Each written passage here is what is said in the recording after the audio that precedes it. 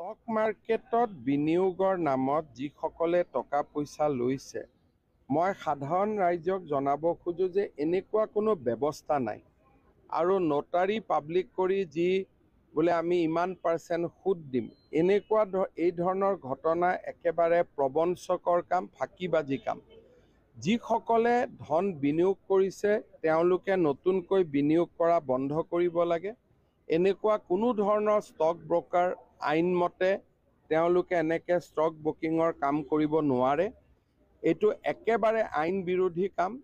আজি পুলিচে একশ্যন লৈছে, অহা কেইবাটাও দিনত আৰু একশ্যন ল'ব। মই ৰাইজক এটাই অনুৰোধ কৰিম যে ষ্টক মাৰ্কেটত কোনোবাই সোমাব খুজিলে তাত ডিমেট একাউণ্ট খুলিব লাগে, তাত এটা পূৰ্ণ ব্যৱস্থা আছে। এনেকৈ ব্ৰকাৰৰ থ্ৰুদি ষ্টক মাৰ্কেটত যোৱাৰ কোনো ৰাস্তা নাথাকে। এই গোটেই ব্যৱস্থাটো এটা ফ্ৰড আৰু এটা প্ৰবঞ্চনা। ইয়াৰ পৰা সাধাৰণ ৰাইজ আঁতৰি থাকিব লাগে, নহ'লে এনেই বহুত টকা ৰাইজৰ ওলাই যাব। এই গোটেই এপবিলাকৰ পৰা আমি দূৰত থাকিব লাগে। আৰু এই এপবিলাকৰ লগত যদি আমি পৰোঁ, টকা পইচা যাব, কোনোতো গেৰেণ্টি নাই যে ইয়াত আমি ঘূৰাই টকা পাম। প্ৰথম কেইদিনমান টকা ঘূৰাই দিয়ে, তাৰপিছত নিদিয়া হৈ যায়।